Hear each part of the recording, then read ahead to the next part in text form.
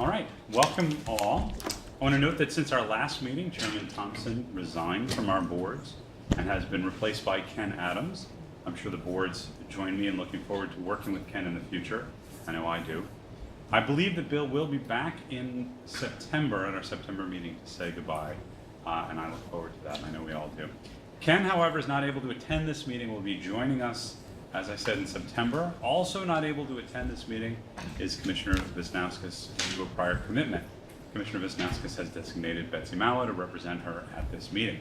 Chairman Adams has designated me to act as Vice Chair for HFA and AHC, and he has designated Mr. Pelton as Vice Chair for Sunny May. But worry not, these designations are just for this meeting. In order to ensure that the meetings go smoothly, Mr. Capel and I have agreed that I will introduce the various items and call for votes. I am now going to turn things over to the Secretary who will take the requisite legal steps to formally open our meetings. Good morning, everyone. I note that Todd Sherman, representing the Director of the Division of Budget, is participating in the meeting via video conference from the New York State Division of Budget Conference Center at the Capitol Building 131, room 131 in Albany. And Bethida Gonzalez is participating from the Syracuse Regional Office, 620 Erie Boulevard. Good morning, Todd. Good morning, Bethida. Good morning. Good morning. I will ask for motions and seconds to call to order the July 13, 2017 meetings of the New York State Housing Finance Agency, the New York State Affordable Housing Corporation, and the State of New York Mortgage Agency. Is there a motion for the HFA and AHC boards? So moved. Is there a second? Thank you. Motion for Sunny May So moved. and a second. As items are presented to the board, to each board throughout today's meetings, these motions and seconds will be used unless specific items call for a different vote or unless any board member or director wishes to record his or her vote differently. Linda will now report on committee actions. So the Mortgage Insurance Committee met earlier this morning and took the following actions. The committee adopted the minutes of the June 15, 2017 meeting. The committee recommended for approval 100% mortgage insurance on a $7,900,000 HFA permanent first mortgage loan for the Grand Apartments, Bronx County. The committee approved a 100% mortgage insurance on a $2,900,000 HFA permanent first mortgage loan for Greystone Apartments in Westchester County. It approved 100% mortgage insurance on a $7,350,000 CPC permanent first mortgage loan for River Loft Apartments, Rensselaer County. It approved 100% mortgage insurance on a $2,450,000 CPC permanent first mortgage loan for Bella Vista Apartments, Orange County. We will now present items shared by HFA, AHC, and Sunny May. Linda will report the approval of the minutes. Are there absent any corrections or questions regarding the minutes? There being none, the minutes of HFA, AHC, and Sunny May held on June 15, 2017 shall be deemed approved, absent corrections from the members and corrections. We now move to item 2, resolution amending the previously approved FYE 2017 administrative budget. Diana? We presented from Albany, Diana. All right. Hi, I'm Diana Nebbiolo, up here in Albany. For those of you, and I think Daryl Johnson, our Deputy CFO, is joining you now. For those of you who were here a year ago, and I think most of you were, we presented our anticipated need for additional staff to implement the governor's... Diana, if you can hold on for me? 1 second, just because we need to turn up the volume a little here. You're speaking loudly enough, but I think the volume is low It's a little on low our on end. I love technology. Can you hear me now? Hang on one No, second. it's not an issue on your end, it's an issue on ours. So just hold on 1 sec and then you'll be in surround sound. Okay. Yeah? Better? What's that? A little louder. A little louder. Oh, can you turn up your volume as well? It's up. There you go. There we go. Much better. Perfect. Okay. Okay. Thank you. So, for those of you that were here a year ago, we presented our anticipated need for additional staff to implement the governor's multi-year housing plan. And at that time, the board approved a first wave of 30 new hires. We are thrilled to report that we have hired 30 highly qualified individuals over the course of the last year in key areas that are crucial to project development and furthering the governor's initiative. As you can imagine, the unprecedented commitment to affordable housing means a significantly higher increase in transactions and deals annually. And to that end, we're now seeking board approval for a budget amendment of just about $4.7 million to support the hiring of 35 more key staff. This would be the second wave of new employees that are necessary to ensure the success of the governor's housing plan. This phase of our hiring efforts will focus heavily on asset managers, portfolio associates, portfolio management accountants, attorneys, and a data analytics team. Does anyone have any questions? Just one question. I think this is terrific, and I'm really glad to hear that we've staffed up. My only question is the time horizon. So with the new resources coming into the agency, do you anticipate that these new staffing levels will carry us through over the long term? Or, I'm just trying to get a sense of whether this is a temporary staffing need or we're really shifting to something more permanent. Sure. Well, last year when Betsy Mallow presented our best estimate of projected need for fully staffing up to implement the multi-year housing plan, we estimated the need for approximately 100 new staff, give or take. While myself and the executive team are confident that those estimates were substantiated based on the additional workload that we foresee coming in the future, I would never say never. I can't say for certain that there won't be any additional need. However, in light of the current fiscal climate and our commitment to continue to work with the business units to further refine and hone our estimates, we're pretty comfortable that the 65 will get us to where we need to be. But I would never say never. But I don't anticipate a huge additional influx at this time. Is your question that way or the reverse way? Which is, will we be overstaffed? Right. It's hard to imagine, but I just wanted to ask the question whether, if we staff up now and 2 years from now we've gone through the funding, will that be a sustainable level going forward? Right. So I guess, am I allowed to jump in here? Yes. Okay.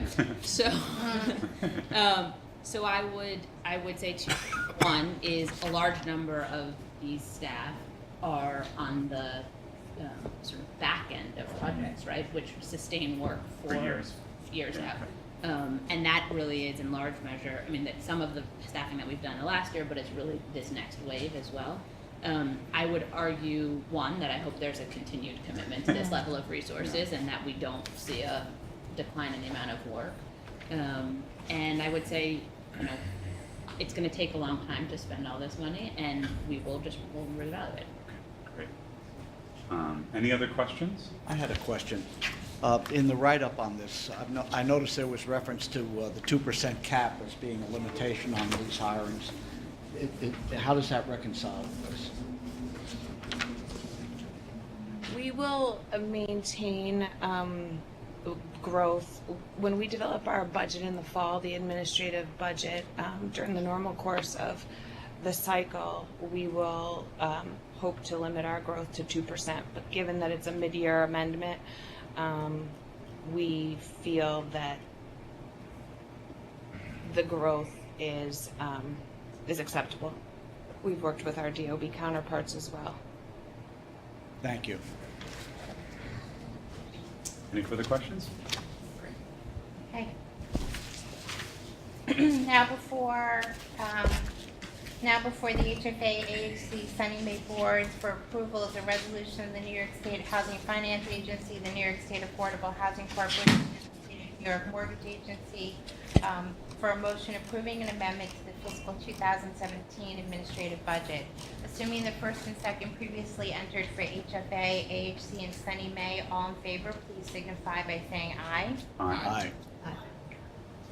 The motion is carried and the resolution adopted. The next item on the agenda is an information item. There will be no discussion on this item unless board members or directors so request. Item 3, current agency procurements in the lobbying restricted period. We will now move on to the Sunny May action items. Item 4 has been deferred. Item 5, resolution approving 100% mortgage insurance on a $7.9 million HFA permanent first mortgage loan for the Grand Apartments, Bronx County. This item was discussed and voted on earlier at today's Mortgage Insurance Committee meeting. It is now up for a vote by the Sunny May Board. There will be no discussion unless the directors so request. We will now move on to the vote. Now before the board for approval is a resolution of the State of New York Mortgage Agency approving 100% mortgage insurance and a commitment for the provision thereof for an HFA permanent first mortgage loan for the Grand Apartments, Bronx County. Assuming the first and second previously entered for Sunny May, all in favor, please signify by saying aye. Aye. Aye. The motion is carried and the resolution adopted. Item 6, resolution approving 100% mortgage insurance on a $7.3 million HFA permanent first mortgage loan for MHACY Townhouse Apartments, Westchester County. This item was discussed and voted on earlier at today's Mortgage Insurance Committee meeting. It is now up for a vote by the Sunny May Board. There will be no discussion unless the directors so request. We will now move on to the vote. Now before the board is a resolution for the State of New York Mortgage Agency approving 100% mortgage insurance and a commitment for the provision thereof for an HFA permanent first mortgage loan for the MHACY Townhouse Apartments in Westchester County.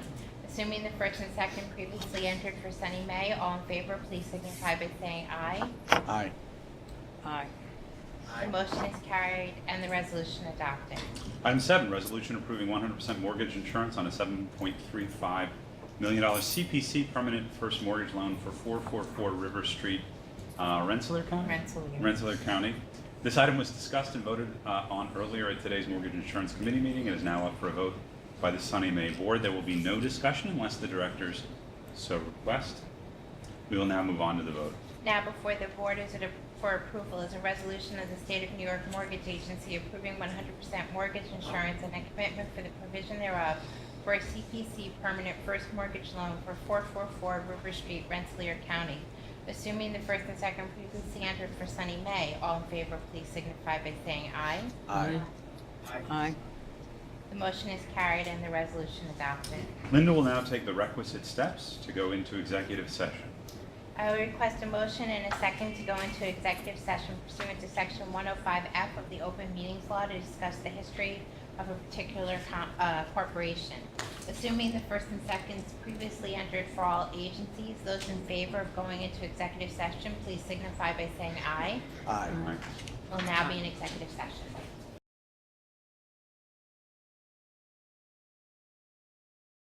Ask for a motion and a second to reconvene the public session. So moved. Second. We are back in public session. No votes were taken during executive session. We now move on to item 8, resolution approving a transfer of MIF reserves. Pursuant to the enacted budget for fiscal year 17-18, the Mortgage Insurance Fund is obliged to release $101.397 million from the corpus of the project insurance account for various housing purposes. The bulk of the money will go to the Housing Trust Fund Corporation, to HFA for Mitchell-Lamba subsidy, to the Homeless Housing Assistance Corporation, with $12.5 million to MBBA for the City of Albany. Comments, questions? Linda? Then, assuming the first and second before the board is a resolution of the State of New York Mortgage Agency approving a transfer of MIF funds, assuming the first and second previously entered for Sunny May, all in favor, please signify by saying aye. Aye. Aye. The motion is carried and the resolution adopted. There being no further items for the Sunny May Board, I ask for a motion and second to adjourn the meeting. So moved. Assuming the first and second entered for the Sunny May Board, all in favor, please signify by saying aye. Aye. The motion is carried and the meeting adjourned. Our next meeting is scheduled for Thursday, September 14th at 9 a.m. Please note the change in time will be in effect for all meetings going forward. I did not know that. You can sleep in. Exactly. We now move on to HFA. At this point, Linda will call to order the Finance Committee meeting of HFA, which will be held jointly with the HFA and AHC board meetings. I will ask for motions and seconds to call to order the July 13th, 2017 Finance Committee meeting of the State of New York Finance Agency. Is there a motion? Motion. Is there a second? Second. As items are presented to the committee throughout today's meetings, these motions and seconds will be used unless specific items call for a different vote or unless any committee member wishes to record his or her vote differently. Item 1, the minutes of the 67th meeting of the HFA committee shall be deemed approved absent corrections from members and directors. Item 9, resolutions authorizing a subsidy loan in an amount not to exceed $6.65 million for Amalgamated Apartments, Bronx County. Hi, Robert. Morning. So this morning we're going to present a couple of loans. The first will be a subsidy loan for Amalgamated, Mitchell-Alma Co-op in the Van Cortlandt section of the Bronx. Russell, the project manager, will present. Good catch, by the way. Do you want me to talk about that? Right. Yeah, Esther brought up a point to me last night. There was an error in our calculation of our attachment D, which is the cash flow pro forma, was showing a negative trend after year 7. It turned out there was an error in the expenses where we double counted the debt service payment that's being made to the first mortgage on the project, so it was being counted twice, so it was overstating it. We caught that, Nestor caught it for us and we corrected it, so we changed page. That means there's a positive cash flow throughout the ones of the. Yeah. We're not providing a first mortgage on this project, so that's why we didn't have the same level of analysis and the debt coverage ratio that we typically do with our projects, because we're just providing a subsidy in this case. This is Amalgamated Housing Cooperative. It's a request for an approval of an HFA subsidy loan in the amount of approximately $6.65 million under the agency's Mitchell-Alma Loan Program, MLLP, to the Amalgamated Housing Cooperative for needed repairs to the project, which is located in the Van Cortlandt neighborhood in the Bronx. The subsidy would supplement funding that is being provided by the National Cooperative Bank, NCB, in the form of 2 mortgage loans, one that is already existing, a first mortgage of $30 million, and a new second mortgage loan of $14 million. All 3 loans, the mortgages and the HFA subsidy are expected to close in coordination with together coterminous. Rehabilitation to the Amalgamated Co-op began and has been ongoing with the first mortgage loan since 2013. The project is extensive. There are 11 residential buildings in this project, 1,487 units, mostly are co-op. There's a few Section 8 rental housing units as well. It's an Article 4 Mitchell-Alma, and the buildings were first built in the 1930s. Additional buildings were constructed over the following 40 years. The last substantial renovations were done in the 1980s. So currently they're addressing a lot of needed repairs, over $41 million worth, short-term, long-term, and immediate repairs, mostly exterior to the facades, roofs, balconies, windows, fire escapes. They're planning on doing upgrades to the boiler systems, the residential parking garages, and there'll also be asbestos and lead abatement where needed. The first mortgage loan was financed back in 2013. It was deemed not sufficient enough to address all these repair needs, so Amalgamated went back to the NCB Bank to secure a second mortgage. They weren't able to qualify for more than $14 million, so they, with DHCR's assistance, they came to us to apply for a subsidy grant to fill that gap in the repairs needed. So that's what this Mitchell-Alma subsidy was supposed to provide. It's going to, like I said, run coterminous with the first and second mortgages, and will require 1% interest to be due with principal at maturity, or subordinated if they choose to refinance when the loans are matured. The project will be governed by a regulatory agreement, and it's to remain in Mitchell-Alma status for the duration of the loan term. Is there any questions? Exciting to see, and this, I gather, is the first limited equity co-op in the country. Yeah, it was the very first one. Really historic. Great for doing So this. by the amalgamate, it's a union co-op. Yeah, Yeah, amalgamated. The amalgamate clothing workers. okay. So now before the board is a resolution of the State of New York Housing Finance Agency authorizing the making of a subsidy loan for the project known as the Amalgamated Housing Cooperative. Assuming the first and second previously entered for all HFA board Enter for the HFA board. All in favor, please signify by saying aye. Aye. The motions are carried and the resolution adopted. Right. Item 10, resolutions authorizing a subsidy loan in an amount not to exceed $9.905 million for Noonan Plaza Apartments, Bronx County.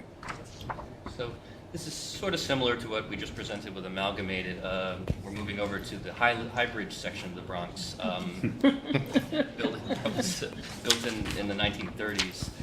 This is a request for HFA subsidy in the amount of $9.905 million under the agency's Multifamily Preservation Program, MPP, for repairs needed to Noonan Plaza. It's a 100% affordable Section 8 project, 283 units. The agency's subsidy loan would bear interest at 1%. Because their cash flow is fairly healthy, we are able to require interest payments from day one on this loan. There'll be a matching loan from HPD, which is also going to require 1% interest payments from day one. The two loans will run coterminous, and they're doing a first mortgage through Freddie Mac with taxable bonds that'll be serviced by Rich Mac, as opposed to going through HFA for a 4% tax-exempt bond project. By doing this, the agency saves volume cap. We're able to provide subsidy to help rehabilitate the project.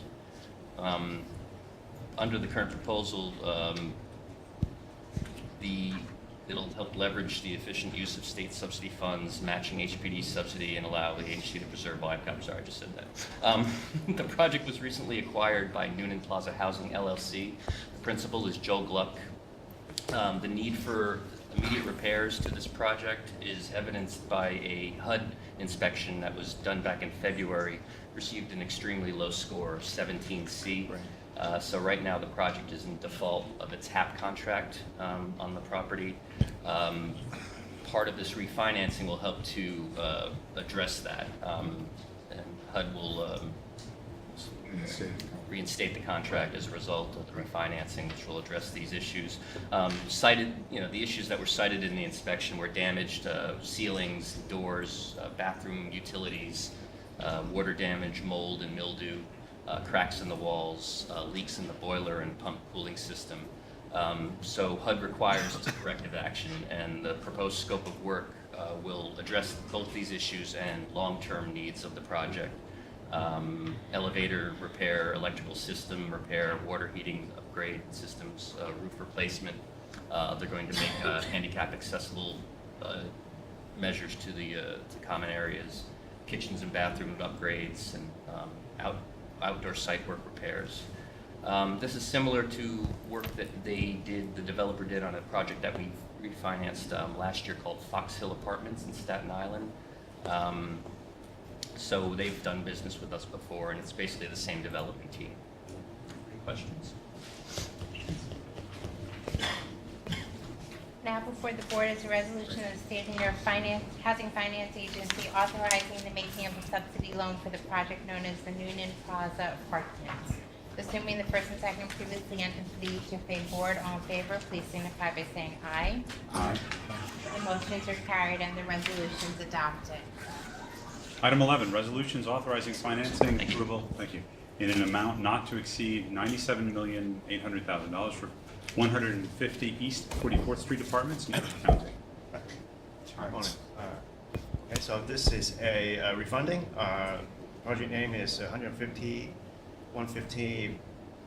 East 44th Street. We're asking the board's approval to adopt bond resolution to include an unrated private placement bond option. The original bond was issued in 2000-2001. These are tax-exempt bonds. Was issued as variable rate demand bonds, and the outstanding balance is $97.8 million, and is currently secured by a Fannie Mae direct pay credit enhancement. This project is located on 150 East 44th Street. Project has 361 units, of which 73 units are affordable to tenants making 50% AMI or lower, of which 11 units are affordable to tenants making 40% of AMI. The current occupancy rate is 97%. The borrower is Lexington Belvedere LLC. The going on loan to value ratio will be at or below 65% of the value of the property. Questions? Linda? Okay, then now before the committee and the board of resolutions to be adopted, oh wait, I'm sorry. Resolutions to be adopted that were transmitted in connection with this item. Assuming the first and second previously entered for the committee, all in favor, please signify by saying aye. Aye. Thank you. Motion is carried and the resolution adopted. Assuming the first and second previously entered for the HFA board, all in favor, please signify by saying aye. Aye. Motion is carried and the resolution adopted. Item 12, resolutions authorizing financing approval in an amount not to exceed $137 million for Hallett's Point, Queens County. Okay, so this is a new construction, 8020 development located in Palace Point, Astoria, Queens. The total units will be 405 units, 60% of which is 81 units, will be affordable to tenants making 60% AMI or lower. We're asking approval to issue bonds in the estimated amount of $125 million, of which $55 million will be tax exempt and $70 million will be taxable. This is direct purchase. The bonds will be directly purchased by Wells Fargo Multifamily Capital. They will hold the bonds for 3 years. Construction design will meet LEED gold level standard. Project is expected to create 988 construction jobs and 30 permanent positions. Borrower at this point are not planning to syndicate the tax credits. The borrower will be, the project will have a condominium structure. There will be a affordable condo, which consists of all the affordable units, and a market rate condo, which will comprise all the market rate units, and then a retail condo, which will comprise the underground parking and the retail unit at the ground level. The borrower will be, there will be 3 borrowers, HLP1 MRU LLC, HLP1 LIRU LLC, and then HLP1 RET LLC. They are all controlled by a common sole member, controlled by the principals of the DUS organization. The architecture is going to be like 2 towers, which will share a common base. Questions? Now before the committee and the board are resolutions to be adopted that were transmitted in connection with this item. Assuming the first and second previously entered for the committee, all in favor, please signify by saying aye. Aye. The motions are carried and the resolution adopted. Assuming the first and second previously entered for the HFA board, all in favor, please signify by saying aye. Aye. The motions are carried and the resolution is adopted. Item 13, resolutions authorizing financing approval in an amount not to exceed $201,800,000 for 125 West 31st Street Apartments, New York County. Okay, so this is another refunding. The project is located at 125 West 31st Street. We're asking members' approval to adopt bond resolutions to increase and upgrade the private placement bond option and other requirements. There's a slight change from the plan listed on the memo. The agency is not going to issue the taxable bonds in the amount of $25 million. Wells Fargo Bank will provide a participation mortgage in the same amount.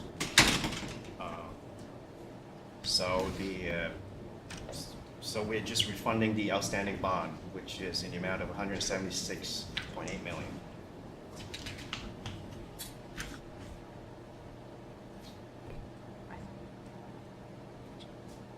And now before the committee and the board are resolutions to be adopted that were transmitted in connection with this item. Assuming the first and second previously entered to the committee, all in favor, please signify by saying aye.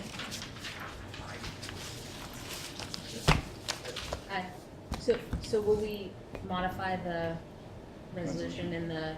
Yes. Okay. Yep.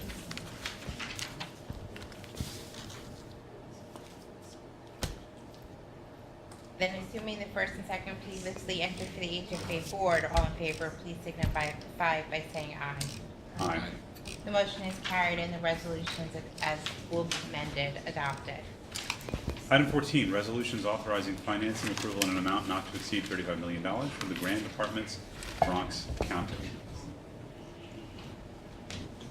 Leora?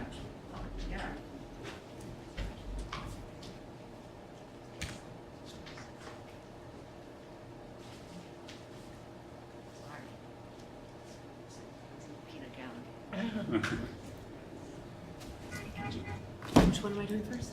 Grand Department. Okay, sure. Okay, morning.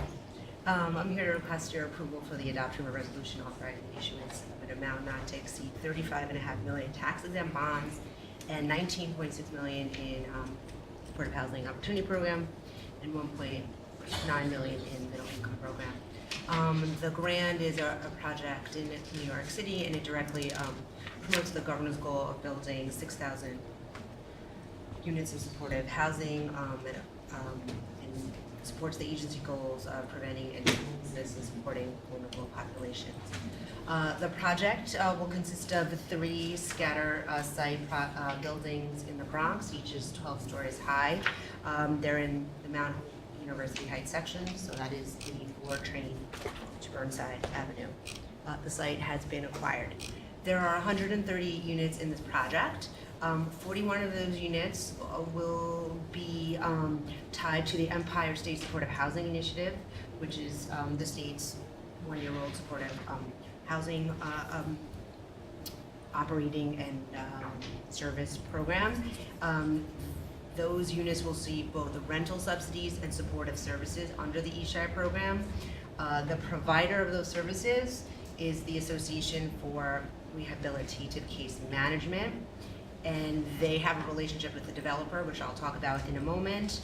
The services will be for individuals who are suffering from mental illness and who are homeless. The project has a wide range of incomes. 22 units are less than 50% AMI, and in fact, 8 of those units are classified as ELI, extremely low income units, and those are getting Section 8 vouchers from HPD. 99 units are at the 60% AMI level, and there is a middle income tier for families earning less than 130% AMI. There's also community space in one of the buildings. The team, the development team is Thorburn Companies, which was founded in 2009.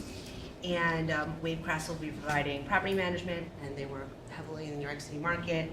TD Bank will be providing the credit enhancement during construction, and Sony May during permanent. And HPD is a partner of ours in this deal, as in the other deals that we heard about today. Questions? Okay, then now before the committee and the board are resolutions to be adopted that were transmitted in connection with this item. I note that the Omnibus Resolution has been corrected to authorize, in addition to the HFA subsidy loan, an additional SHOP subsidy loan in an amount not to exceed $19,460,000. A copy of the revised resolution is available in each of your folders. So then, assuming the first and second previously entered for the committee, all in favor, please signify by saying aye. Aye. The motions are carried and the resolution adopted. Assuming the first and second previously entered for the HFA board, all in favor, please signify by saying aye. Aye. The motion is carried and the resolution adopted. Item 15, resolutions authorizing financing approval in an amount not to exceed $9.5 million for Roosevelt Residence Apartments, Rensselaer County. And in addition to that request, we're also requesting $1.2 million in shop funds and $3.9 million of the new construction program. Another project, this time in Utica, New York, directly promoting the governor's goal of building supportive housing. It also promotes the agency goals of ending homelessness, supporting vulnerable populations, and also economic development. Roosevelt Residence Apartments is also a scattered site development in the Cornhill neighborhood of the city of Utica, which is in Oneida County. The project will have 25 buildings containing 50 units, so they are duplex style, and a community building for residents. The city of Utica is very committed to this project and revitalization of the neighborhood. They've already spent their own funds in demolishing a school on one of the sites. They're providing vouchers for the project, home funds, and selling their own land to the project. The project itself has 50 units, as I mentioned earlier. All of them are for families earning less than 60% of area median income. There are 5 units for those earning less than 50% AMI because of the home funds in the projects. The Municipal Housing Authority of the City of Utica will be providing project-based vouchers for 25 units in the projects. In addition, 8 units will be set aside for homeless veterans with special needs, again for the Empire State Supportive Housing Program. UMHA, which is basically the housing authority, will have a contract with OTDA, which is the state service agency, the Office of Temporary Disability Assistance, and that award will provide only support services. The state is also committed to the project through HHAP, the Homeless Housing Assistance Program. And I guess I'll just add one more thing.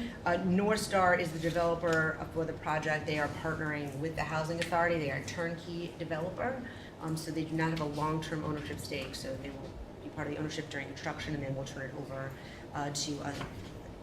to another single-purpose entity at the end.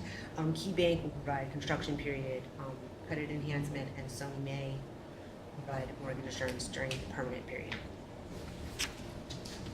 Question? And then now before the committee and the board of resolutions to be adopted that were transmitted in connection with the items, and I will note that those resolutions delineate all the funding sources that Ms. Strom just outlined to the board. So then, assuming the first and second previously entered for the committee, all in favor, please signify by saying aye. Aye. Aye. The motions are carried and the resolution adopted. Board. You did it. Did the committee and I'm doing the board. Yeah. Right. Okay. Assuming the first and second previously entered for the HFA board, all in Oh, favor. All in favor, please signify by saying aye. Aye. The motions are carried and the resolution adopted. Alex, I rely on you to Alex, you keep should me honest, signal. so it's all good. All right. Develop hand signals. My All right. wife hits me when I do that. My husband told me how to drive to the train station this morning. So we're even. How'd that go? After 25 years of marriage, about as well as you would have. All right, moving on to item 16. Good. Resolutions authorizing financing That for wasn't an amount not to right. exceed $30,250,000 from MHACY Townhomes Apartments, Westchester. Roger? All right, so this is a RAD 1 transaction that we're going to finance. Leonard is the project manager, and he'll present on it. Okay, this is the Municipal Housing Authority of the City of Yonkers. It's a multi-site project consisting of, it's a RAD 1, it's the third RAD 1 that the agency's doing. It consists of 200 existing public housing units and 4 new units created out of unused office space, maintenance space. The 200 public housing units will be RAD 1 units. On top of that, there will be 14 project-based Section 8 units, which will also cover the 4 new units in terms of rents. Municipal Housing Authority of the City of Yonkers is the borrower, owner, and manager. J.P. Morgan's issuing a letter of credit. Enterprise is the tax credit syndicator at $1. $30.25 million is the maximum bonds with about 1.7 annual tax credits and 11.5 million in public housing preservation funds. It has a pilot from the City of Yonkers. It has capital loan from the Municipal Housing Authority of the City of Yonkers in the amount of $1.75 million. A seller's note in the amount of a little over $16 million, and income during rehab of about $750,000. Its total development cost is almost $57 million, and it's subject to Davis Bacon wages. It's a townhouse design, virtually no common areas, no elevators. The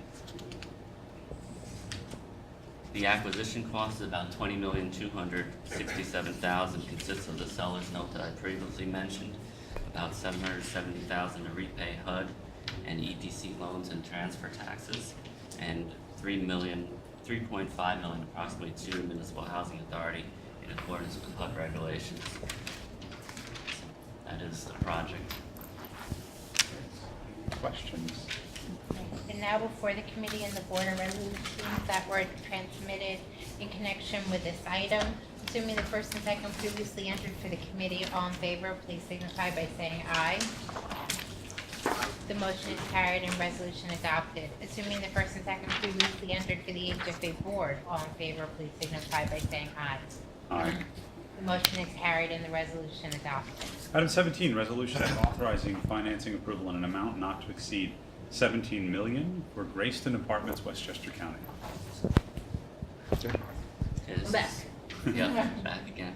This is Grayston Apartments. It consists of 139 units, 100% affordable, broken up into 6 separate buildings, 5 of which are in the city of Yonkers, 1 of which is in the village of Irving, the town of Greenburgh. 100% affordable 2 employee units. Of the 139 units, 40 units are reserved for formerly homeless, and 49 units are below 50% AMI. It's currently owned by Grayston, which is a nonprofit. They're selling to a for-profit workforce housing advisors. The Yonkers buildings originally built between 1910 and 1920. They were last financed rehab between 1993 and 2000. The Irvington property was built in 1881, rehabbed in 2000, and they were all previously financed by 9% tax credits, HHAP, Westchester County funding, and Yonkers Home. JP Morgan Chase is the letter of credit provider. Redstone is the tax credit provider at $1.03, requesting $17 million in bonds, approximately $820,000 annual tax credits, $5.56 million in MP in multifamily preservation funds, $3 million homes for working families. They'll have approximately $4.9 million in existing debt that's being subordinated, and $4 million from the New York State Housing Stabilization Fund. There's an existing pilot on one of the Yonkers buildings, and 581A will be utilized on the rest of the properties. The acquisition cost is a little over $12 million. And in addition to that, there's the payoff of HHAP, which is approximately $2.85 million. The seller is getting, out of that, the seller's getting $4.25 million, which goes to Grayston, and they're using that to pay off existing mortgages of about $2.74 million, accrued interest on soft loans of a little more than $1 million, accounts payable about $60,000, and a pilot payable of about $433,000.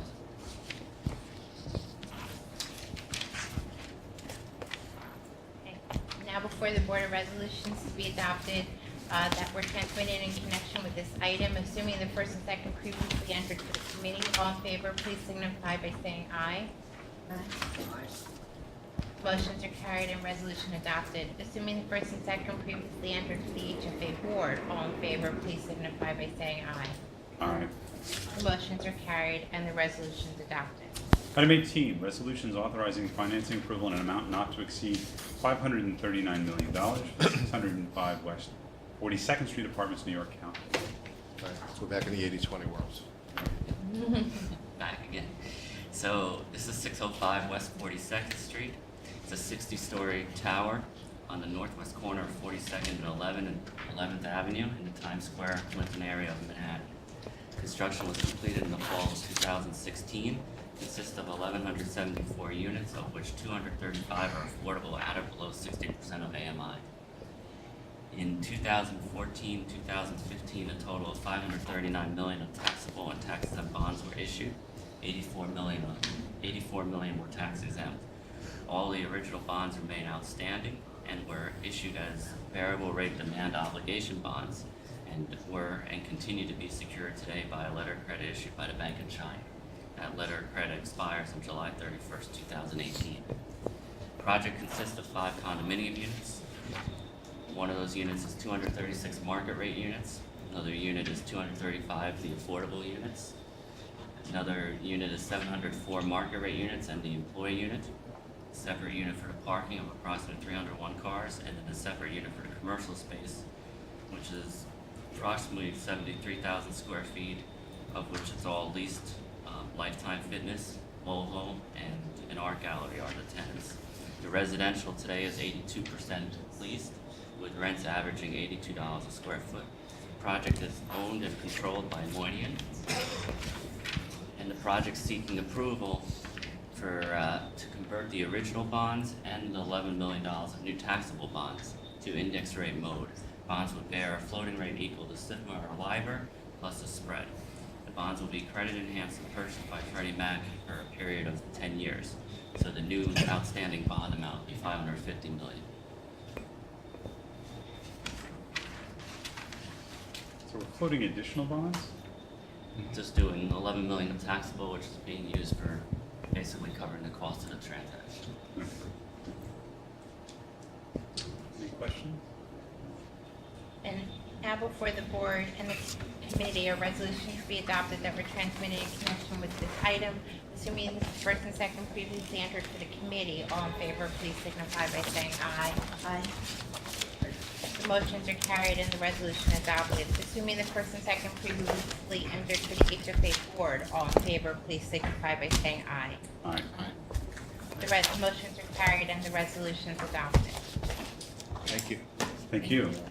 Item 19 has been deferred. We move to item 20, resolution approving the New York State Comptroller's final report 2015-S83 on the 80/20 program. Yeah, today we're going to ask you to approve management response to that report. Give you a little background. Back in January, I believe it was 6th of 2016, they started their audit, and the audit work and the testing continued until the end of September, early October. During that time, we had many discussions on issues and concerns that they had brought up. Now, in January of this year, they issued what was called a final draft report, which listed the work, the scope of their audits and their conclusions and 3 recommendations. And they asked management to respond to the content and to the recommendations, which we did, and we presented to the board in their March 9th meeting, which was approved by now on May 31st of this year, the final report came out, which was really the same as the final draft report. However, what they did was they took our response to the draft report and made further comments on that and added it as an appendix to the report. So what we're going to do now is we're going to ask you to approve the final management response. I know it's a little confusing. And this response, after it is approved, will be distributed to not only the Controller's Department, but it goes to the Governor's Office and other legislators. We continue to have the same views as we did with the draft. We agree with the first recommendation, disagree with the second and third. So there is no change in that position either. So it's our response is very similar to what you saw back in March. What happens now that we have a disagreement at this point? What happens going forward? It's just a noted disagreement? It's a noted disagreement, and generally within a year to 18 months following the audit, they have a follow-up review. And this will put us in a position where if we agree, we have to implement it, and they will follow up on that. When we disagree, there obviously won't be any additional enhancement to it. Let me ask you one question about the area of agreement. Okay. It seemed that they were recommending that we make mandatory the income verification, and as I read our response, we're making this a best practice. Does that mean it'll be required, or is it just recommended? It's recommended, and what we will do is staff has put it on what is considered a checklist, and when they go out to the site, they will look to see that it's verified. So is there a reason why we're not adopting the recommendation to require it? Because it's not required under the HUD program, it's a federal program as far as income verification.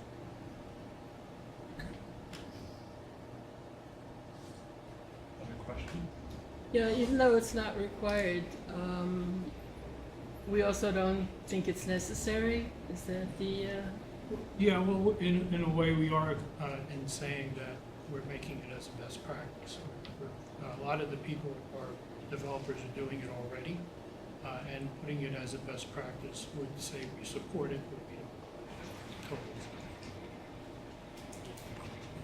And is the burden of, I mean, I don't mean to harp on this, but is the burden of requiring it too great? I mean, have we heard pushback on that? Pushback from. On the proposition that if it is a best practice, we would make it uniform? I mean, are developers saying they can't do this? Just curious.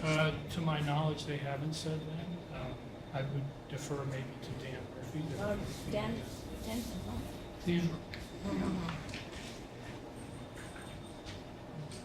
Question if you didn't hear. Oh, okay. Good morning, everybody. So primarily in the 80/20 portfolio, it is this practice of requesting and then receiving from the IRS independent verifications of the filed tax returns. So I'm going to say about 70% of the 80/20 developers management companies already have this in place. The remaining 30% that do it are saying that that the IRS is not a requirement of the IRS under the tax credit rules under Section 42, and they have not pushed back on it. That's why we're making a recommended practice, and we're putting it on our checklist, so that when we go out and do our compliance reviews. And that's portfolio-wide, we wouldn't want to do because it's really geared towards the 80/20 program here in New York City, 5 boroughs.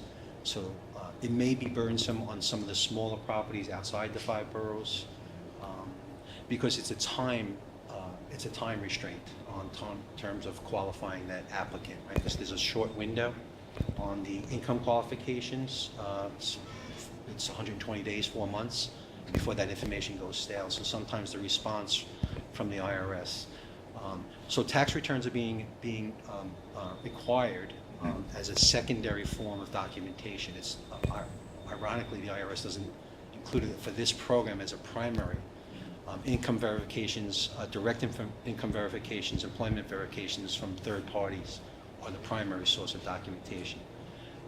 What the auditors suggested and made basically a recommendation is that it become a requirement, and we didn't want to supersede what the IRS guidelines are. I think in the eventuality that the IRS does say this is required.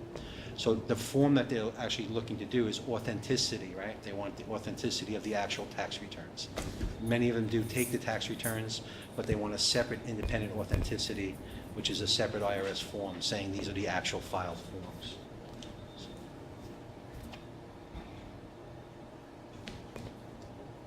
Thank you. Yeah, I had a question, which was simply that in looking at the controls report, I noted that they say that there are a number of families with incomes of over $250,000. And I'm wondering if perhaps we should think about our policy in regard to that. I mean, obviously, I believe that you don't want to discourage tenants from improving their position and increasing their income. But I think at the point at which you get to something like $250,000, we perhaps need to rethink whether they should really be in this program. So the current guidelines, if you will, the current requirements is once a And once a tenant is in, they're in. Yeah, they're in, but if their income, their family income exceeds, particularly in the 80/20 program, 170% of the area median income, then the owner is obligated by the regulatory agreement by the IRS to make available the next available unit to a 40% or 50% of AMI tenants. So that somewhat mitigates the over income and gives some degree of balance to that. But 250,000. They actually noted that, and I think there was a little bit of a gap of understanding that that's actually permitted under this particular program, the way it was set up. Well, let me ask from a different perspective then. I assume that as the financing agency, we have limited authority to change anything that's been done in the past. Right. However, should we think about requesting or requiring a change in legislation going forward? I mean, just the 250,000 number really disturbs me. Even if the next tenant in is in a low-income AMI? Yeah. Do you have a sense of the turnover? I mean, how quickly does that? But Dan, can you just clarify again, the next unit that comes in may exceed the original. So one unit that has gone out of affordability, if you will. Right. Right. So you're maintaining the same ratio of affordability. Once there's been a turnover. Once the next Yeah. one. Yeah. And the turnover And is it happens. not very frequent, right? In market, it's not very frequent, or in the affordable In the units? affordables, Right, but in the market? But in the market? in the market they are. Market rate right, there's, yeah. yeah. Right. So the next available unit would have to go to an affordable applicant, right? The waiting lists are very exhaustive, very, very long, so in that way, there is a built-in balance to maintain the original affordability or set aside, you know, in a 100-unit building, say 20 units, and then 15 are at 40% of AMI or 50% of AMI, so that's the obligation that not only for the HFA financing, but under 421A, that the owners, developers take on when they sign up for the So transaction. are you saying then that the reason that these families are still in affordable units is simply because of the lack of availability of units to which the owner could move them? Or that the other that additional effectively other that units unit now enter is the now program? no longer the affordable, it's out of the pro, I mean. Yeah, and it's another not- unit it's- is now substituted in. Right. Right. And my understanding of it is the notion is people should, as you said earlier, shouldn't be penalized for their improved incomes and shouldn't have to move their apartment. But, so why are if these units then are no longer considered in the program, and it just means that for these particular units, other units have not yet been substituted in? And why are they being counted as in the program? The over income, if you will. Yeah. That unit, even though the family income is much higher, the unit continues to be counted as part of their required set aside. Okay, So I probably misspoke in technical sense. So, question, when the owner is now obligated to bring the next unit, offer the next unit to a low-income individual. Right. Is that unit then monitored as well? Yes. Okay. So you actually have expanded in some way the number of units under our regulation and maintained the proportionality of income distribution. so let me make sure I understand that then. So this means that both units are now being counted in the program? Yes. And if the tenant leaves, the high-income tenant leaves that unit still remains an affordable unit with all of the income requirements attached to that? Only if that unit is rented to someone off the waiting list for the affordable program. But they're required to do that if they have a unit that's over? No, as long as they maintain their 20% set aside, Right, then then it doesn't matter. it doesn't matter. If they were below the 20% and that over income moved out, then that unit would have to actually Then be you'd part of the have them. program. It's always maintaining that 20% set aside, and there may be a gap in time before that vacancy becomes available to bring it back up to 20%, but that's the Right, so requirement. the reality then is it doesn't really expand the number of units. It Or except on a perhaps temporary basis, right. basis. For temporary basis, you may Unless have we one have a of two very scenarios. generous owner who, Right. You may have one of two scenarios. You may, at a snapshot in time, you may have a slight reduction. Yeah. Because you have someone over, Well- and you haven't had to turnover. And then the flip is, you may have Right. someone. Most prudent owners, managers try to build in a 1 unit to 2 unit buffer, if you will, so that they right, can they fill that, have a margin. that gap doesn't go too long. And if a unit is occupied by someone who's over income, does the required rent change? Then we're getting into a whole kind of rent stabilization discussion. It gets into the registered rents, Right. the whole separation of what the legal rent is, what the affordable rent is when it was first rented. But it would be subject to those income determinations and family income, as well as So the rent is set as a percentage of income? No, the rent is set as a percentage of AMI based on the family size. So if you have someone earning $250,000, they're still paying, if they're still in the program, they're still paying rent based on the original income qualification? Yes. And does that continues permanently, or? That continues, it continues until they hit a rent stabilization review where on the rent stabilization, they would have to do the registered rent because the owners usually do a dual tier rent registration, both whatever the market is and then what they call the preferential rent, which is the affordable rents based on the AMI. So if they hit that tier, meaning the over income resident, then it will be subject to rent stabilization increases and rent stabilization rents for that unit type. So that tenant would still be benefiting from having been in the program because that Yes. unit becomes and remains rent stabilized. And if that tenant is remaining there, a new unit is being substituted in, does that new unit then come under rent stabilization?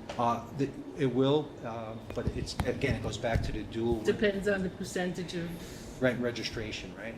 It will benefit from the preferred rent. The new tenant coming in Tax comes credit. Tax into the 421, it comes into the 80/20 program and is treated as a tax credit tenant, right? They're gonna have to qualify at the very low income Right. right, rate, right? yeah, but in that new apartment where you now have a low-income tenant, it's only rent stabilized for the period of time that tenant. What I'm trying to figure out or understand is which apartments the rent stabilization requirement would attach to in the long term. It applies to the apartments that are covered by our tax credit. Well, our tax credit financing has a rent regulation provision in them. 421A separately has rent stabilization requirements.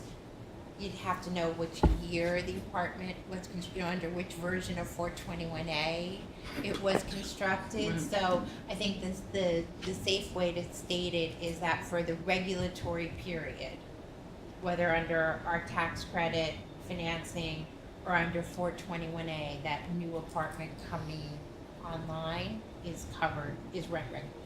Is that a fair, close enough? My lawyers in the rent stabilization field, this is where they make their money, right? Right, exactly. Figuring out this sort of stuff. And we have our gurus at DHCR who do this, but to say it's complicated would be a No, I believe that. understatement. I Yeah, know about rent stabilization requirements. So, but it's hard, our tax credit regulatory agreement is straightforward, or has not changed or over time the way 421 has changed. So I think this might be a great item to raise in Betsy and I were just saying, in a board education session. 'Cause I would appreciate that. I know I have more questions and it's probably not worth going into this level of detail now, but I'm really curious. I have similar questions to Joyce. I think this is worth sort of working on a presentation for the board and letting us ask some more background questions, maybe in an education session. So if we could put that on the calendar. Yeah, and we're also just as a point of information for the board, currently looking at our overall regulatory agreements and Great. how we treat rent regulation in them. So I would imagine by the fall, we could do something Here's- comprehensive. Yeah, because there's just one more aspect of it then that I had not thought of previously, which is simply that if we have a rent regulatory agreement based on the low-income housing tax credit requirements, I assume it is, and the city has a 421A, the building is also a 421A, which one takes precedence? Depends on the unit, right? If we have, the first scenario is tax credit units, tax credit regulatory Yeah. units. Yeah, there's, I mean, just generally speaking, the federal, it's under federal law, it It's takes under federal law, precedent so that gets over the precedence over the municipal law. 421A requirement. But, you know, at some point, the city does have jurisdiction over the 421A compliance, and we're actually working on them with them on another project where this questions come up, and there was a determination by some lawyer. Okay. Not That me, was, the that lawyer. said that, you know, it was the lesser of the two requirements, and that therefore there was no rent regulation. And the city we asked the city, and they said, what do you think of this? And they came in with a much stronger opinion than not only that lawyer than we had. So we're fine sort of letting them take the lead in that sense. I guess the other thing I wanted to say was kind of like, this is something that kind of bedevils us throughout our portfolio, right? Because we serve a low-income population, and on the one hand, on the other hand, that sort of, there's this conflict where we don't want to penalize people in success. Right. You know, especially in, you know, you have 80/20 program where part of the benefit of having the low income is to have them have the mix, right, and have them have the access to people in the networks who are already successful. So, you know, the argument has come up in the past, you know, about, you know, you don't want to penalize success. So I just would, I mean, and it gets down, once we start to think about making changes to our policy, you get into like these questions, you trigger all these other regulations. I guess just pulling back, I think what I've heard kind of that's causing some consternation here is that, you know, in the big picture, the inequities are, the equities to keep in mind are people who are over income, right, who came in and qualified, then became over income and are still receiving a public benefit individually for that unit. And it always makes, you know, the perception in one of these audits, it's a great, you know, it's sensational. Gives them a very good. On the other hand, the overall policy is the 20% low income units that we get in there, and I guess the mitigation, you know, in terms of a big picture policy sense, is that the requirement that the next unit, whether it's low income, whether it's not slated to be low, the market rate unit has to be rented to a low income person is subject to and you know, that landlord has to comply with that. And so, you know, in a policy sense, we're getting back that unit, and we're missing out on the benefit of serving a low-income population with units for that as quickly as possible. On the other hand, that person is still in that unit benefiting from, you know, from a public subsidy. So, and I certainly, Dan and I have talked about, and we'd love to sort of think about ways that we can sort of address it through our policies. The only thing here is, you know, we're administering federal law too, so you know, it's not as easy as, even if it was one of our state programs, we could just, it's state laws, give a little closer connection to. But we'd be happy to discuss it further in a. Yeah, I mean, obviously, this is an issue which requires a good deal of thought and education, so perhaps, you know, I'll just go along with Esther's suggestion that we have an education session Right, devoted. and I would also say it does, we're happy to do an education session in terms of the audit response. I don't think where we might want to come out, how we might want to deal with this going forward really doesn't impact the audit response. The audit response is correct, it reflects our current The audit policy. response is Yeah. much more factual. Right. That Right. this is not a requirement, we do it, or certain members of the. No, it's just something that I think that from a policy point of view, we should think about, that's Sure. all. Can I just ask one question? I'm stuck on something. Sorry, I raised it. No, just a brief question. I understand that you don't want to displace a tenant because they've succeeded in raising their income, but does that eliminate the possibility of withdrawing the subsidy?